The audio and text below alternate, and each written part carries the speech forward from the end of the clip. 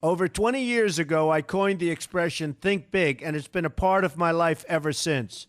It's also come true. I became an even bigger success after I said it than I was before. And that's one reason I think it's an important way to think. It obviously works, and that's what I'm going to talk about today. What I said exactly in my first book, The Art of the Deal, is as follows. I like thinking big.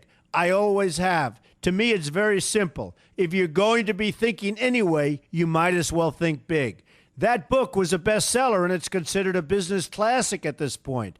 But I never thought those words would become bestsellers in their own right. It's an interesting point that I'm famous for two very short statements. Think big and you're fired. But let's stick to the first one for today. And I'd suggest strongly that you pay attention so that you won't have to hear the second one. Thinking big starts with the details and grows from there. Because I'm a builder, I'm very aware of the importance of having a good foundation.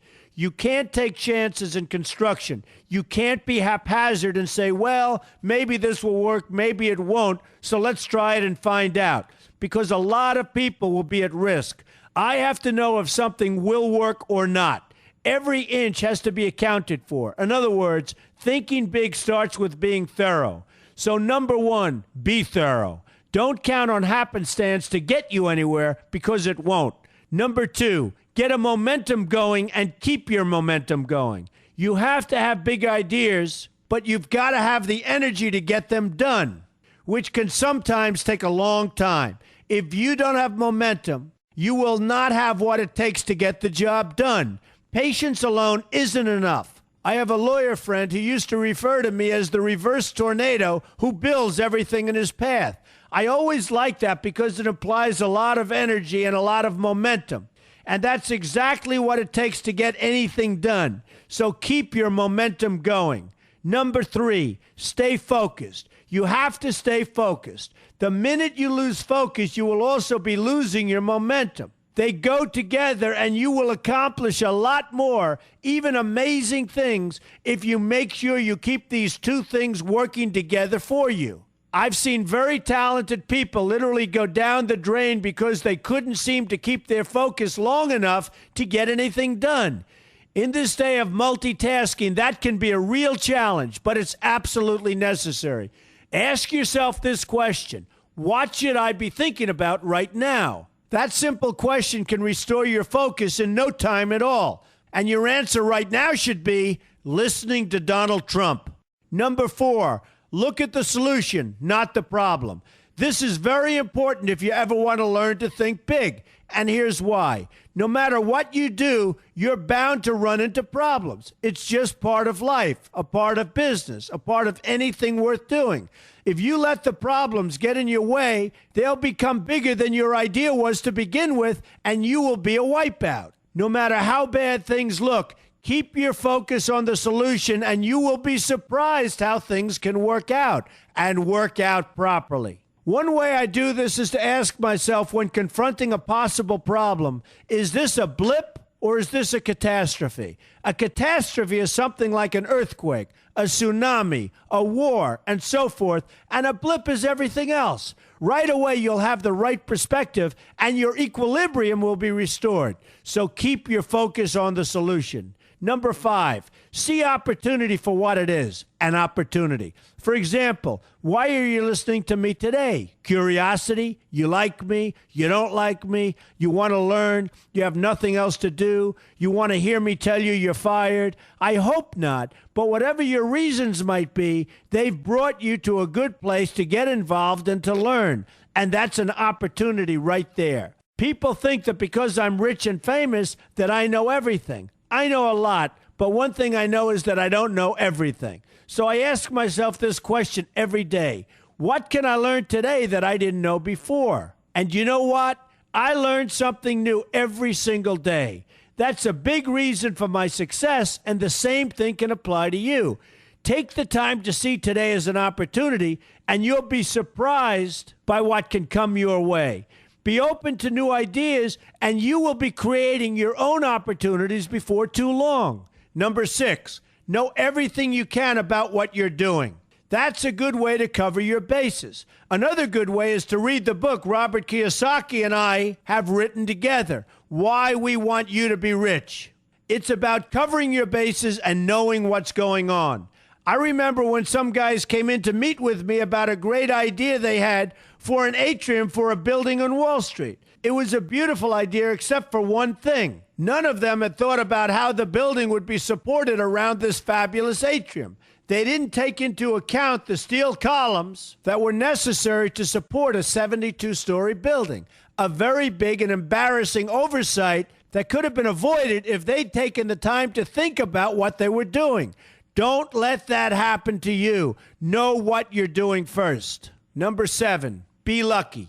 Remember the old saying, the harder I work, the luckier I get. Well, it happens to be true. It works for me, and I've encountered some pretty big successes. But this goes along with something that's absolutely necessary for great success.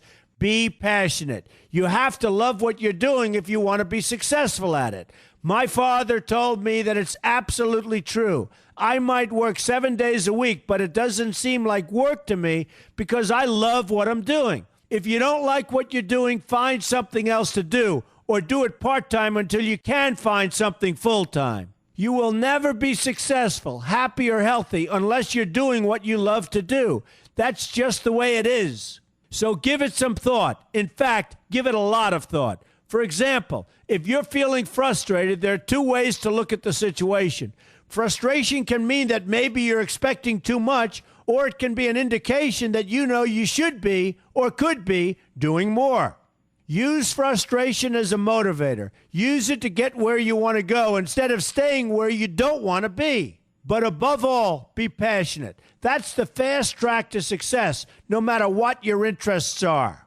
Number 8, see yourself as victorious. That can zap negativity immediately and put a positive spin on problems. I've gotten to the point where I see problems as challenges that I'll enjoy meeting and dealing with. My point here is that no matter what you do, you will encounter problems. Why not see them as challenges instead and know that you are more capable of dealing with them? That's positive thinking with a realistic slant. When I go into negotiations, I keep an open mind to what may happen. But I can tell you that there's already a done deal attitude on my part. I've already thought the process through to the extent that I know everything will be better off if they agree with what I've come up with because I've taken both sides into account. I enter the situation with a victorious attitude, and I've had enough victories to know that this attitude works. Use it. Number 9, be smart. Know that you have something unique to offer because you do use the tools that are provided for you and remain open to new ideas. That's being smart. That's also where innovation comes from. Being smart means you know how to use what you've got. That doesn't mean there's nothing left to learn, but it means that you will have the ability to learn and move forward with success. And success is very important. Success is what you want. Just be successful. Believe me, you'll be happier. I know people who have had very few real advantages in life, and yet they've managed to become giant successes. They figured out how to use what they had, not to dwell on what they didn't have. I'm convinced that everyone has something useful to offer, and if you apply yourself diligently, you'll find that you have what it takes to succeed, and you're going to be a lot happier for it. Number 10, above all, never give up. Never, never, never give up. The only time you will be a failure is if you quit trying.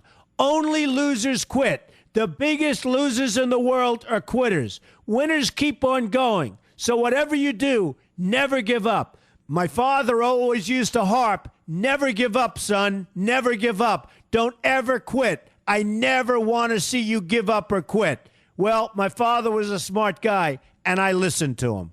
And remember, think big. A good way to start is to read our new book, Why We Want You to Be Rich. 2 men, 1 message. There's a lot of great advice in there for you, and I expect you to pay attention. You're going to do fantastically well. You're going to be a winner, and I'm going to see you in the winner's circle.